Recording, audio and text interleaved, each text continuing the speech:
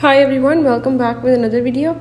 In this video I will tell you how to fix if the just causes 3 is not working. So if your just causes 3 is not working in your Windows 10 or 11 on PC, I will tell you each and every step in this video how to fix it.